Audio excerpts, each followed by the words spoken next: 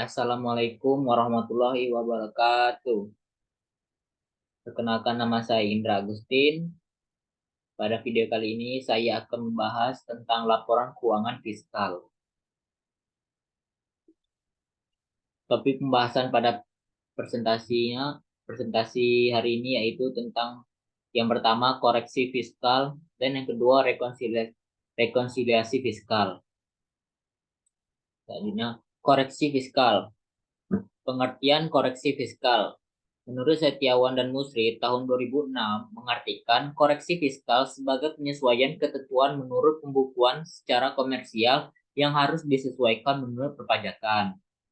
Menurut Kohan, pada tahun 2014 menyampaikan bahwa koreksi fiskal merupakan teknik pencocokan yang dilakukan untuk meniadakan perbedaan antara laporan keuangan komersial dengan peraturan perundang-undangan perpajakan, sehingga memunculkan penyesuaian baik positif maupun negatif. Pengertian lainnya ialah koreksi fiskal sebagai tindakan penyesuaian draft keuangan wajib pajak dengan standar perpajakan sebelum biaya pajak telah disetorkan. Hal ini digunakan untuk meminimalisir kesalahan yang muncul akibat kesalahan antara pengelolaan akuntansi komersial penghasilan dengan pajak. Penyebab terjadinya koreksi fiskal, yaitu yang pertama ada perbedaan waktu. Koreksi ini terjadi saat terdapat beda waktu, maksudnya penghasilan yang dicatat di cash basis untuk periode lama. Contohnya ialah lebih dari 1 tahun. Penyebab pun bermacam-macam. Dapat terjadi karena lambatnya penagihan piutang ataupun terjadinya penyusutan laba. Yang kedua yaitu beda tetap. Beda tetap yang dimaksud ialah ditemukannya transaksi perusahaan yang sebenarnya tidak menjadi standar wajib pajak. Contohnya ialah penghasilan dari sumbangan dan semacamnya. Apabila hal ini dipaksakan masuk ke dalam draft, tentu akan terjadi perbedaan di pajak sehingga koreksi pun perlu dilakukan. Lalu ada jenis koreksi fiskal. Perlu diketahui terdapat 2 jenis koreksi fiskal yaitu koreksi fiskal negatif dan koreksi fiskal positif. Koreksi positif ialah perbaikan yang dilakukan pada pencatatan penghasilan dan biaya yang memiliki efek pada kenaikan jumlah biaya wajib pajak. Sedangkan koreksi fiskal negatif ialah perbaikan yang dilakukan dan hasilnya mengurangi jumlah biaya pajak, sehingga beban pajak pun menjadi lebih ringan. Lalu ada tujuan koreksi fiskal, yaitu tujuannya ialah melakukan penyesuaian antara penghasilan dan wajib pajak sehingga tidak terjadi kesalahan perhitungan. Tujuan selanjutnya ialah untuk memenuhi draft laporan sesuai regulasi yang dikeluarkan oleh Dirjen Pajak agar tidak terjadi keracuan atau transaksi yang dikenai wajib pajak dan yang tidak dikenai wajib pajak. Perbedaan koreksi fiskal negatif dan koreksi fiskal positif. Jadi koreksi fiskal positif biasanya terjadi karena biaya-biaya tidak diperkenakan oleh pajak sesuai dengan yang diatur dalam pasal 9 Undang-Undang PPH. Sedangkan koreksi fiskal negatif akan menyebabkan laba kena pajak berkurang atau pengurangan PPH terutama. Hal ini dikarenakan biaya komersial yang lebih kecil dibandingkan biaya-biaya fiskal dan mendapatkan lebih tinggi daripada pendapatan fiskal.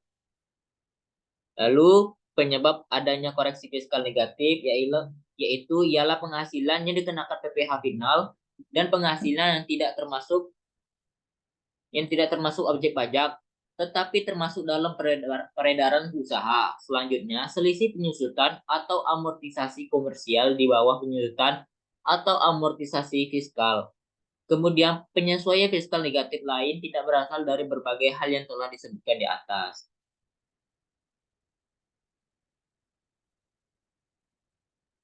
Selanjutnya kita masuk ke rekonsiliasi fiskal. Pengertian rekonsiliasi fiskal dalam artian akuntansinya, rekonsiliasi fiskal merupakan salah satu cara untuk dapat mencocokkan adanya beberapa perbedaan yang terdapat dalam laporan keuangan komersial yang telah disusun berdasarkan sistem keuangan akuntansi dan dengan laporan keuangan yang juga telah disusun berdasarkan penyusunan sistem fiskal.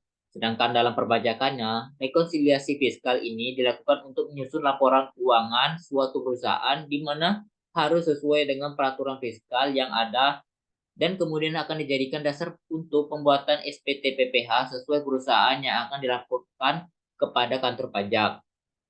Jadi kapan rekonsiliasi fiskal harus dibuat? Rekonsiliasi fiskal diterapkan pada laporan keuangan komersial pada beberapa pos biaya serta penghasilan. Antara lain contohnya adalah wajib pajak mencatat laporan keuangan dengan metode yang berbeda dari ketentuan pajak. Wajib pajak mengeluarkan biaya yang tidak menjadi pengurang penghasilan bruto. Wajib pajak mengeluarkan biaya supaya pendapatan yang sudah kena PPh final dan pendapatan dikenakan PPh non final. Lalu ada rekonsiliasi penghasilan dikenakan final. Lalu rekonsiliasi penghasilan bukan objek pajak.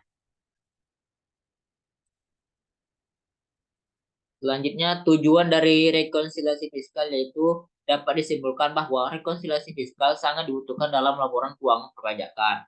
Namun, apa sebenarnya tujuan dilakukan rekonsiliasi fiskal? Beberapa tujuannya dilakukan rekonsiliasi fiskal adalah yang pertama yaitu untuk mengecek draft laporan keuangan.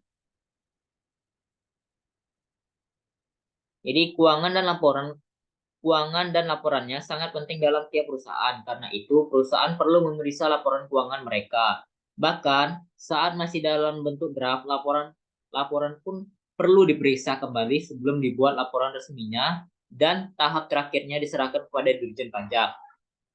Lalu yang kedua, mengurangi kemungkinan terjadinya salah perhitungan pajak. Jadi untuk mempermudah perhitungan pajak, Dirjen Pajak telah mengeluarkan aturan dan regulasi yang harus dipatuhi oleh wajib pajak. Tapi dalam laporan keuangan yang sangat panjang, mungkin saja ada kekeliruan dan atau berbagai poin yang tidak sama. Karena itu, sebelum diserahkan ke Dirjen Pajak, perlu dilakukan koreksi fiskal. Yang ketiga yaitu mengurangi kerugian akibat salah hitung. Lalu, bila ada satu poin saja yang salah hitung menurut aturan fiskal, biasanya menyebabkan kerugian yang tidak sedikit, bahkan bisa sangat fatal. Kerugian ini bisa dirasakan oleh pihak wajib pajak karena membayar nominal pajak yang lebih besar dari seharusnya, tapi bisa juga rugi bagi Dirjen Pajak karena jumlah nominal pajak jadi tidak sesuai. Jadi ini ada contoh rekonsiliasi fiskal. Bisa dilihat di gambar. Oke, selanjutnya cara menghitung rekonsiliasi fiskal. Untuk menghitung rekonsiliasi fiskal, maka sebelumnya harus membandingkan antara laporan keuangan komersial dan laporan keuangan fiskal. Untuk beberapa poin yang berbeda, maka perlu dilakukan pengurangan. Poin pengurangan ini dituliskan di kolom tengah antara laporan keuangan komersial dan laporan keuangan fiskal. Cara membuat rekonsiliasi fiskal. Untuk membuat rekonsiliasi fiskal, berikut ini beberapa tahap yang harus dilakukan. Yang pertama itu mengenali terlebih dahulu apa itu rekonsiliasi fiskal dan apa saja yang harus disesuaikan. Lalu analisis elemen yang sesuai supaya bisa menentukan pengaruh elemen tersebut pada laba usaha yang sudah kena pajak. Lalu yang ketiga, lakukan koreksi fiskal dengan memantau angka yang ada pada koreksi fiskal positif dan negatif. Dan terakhir, menyusun laporan keuangan berdasarkan sistem perpajakan atau sistem fiskal yang nantinya akan dilampirkan di SPT Pajak Penghasilan. Sekian, terima kasih. Wassalamualaikum warahmatullahi wabarakatuh.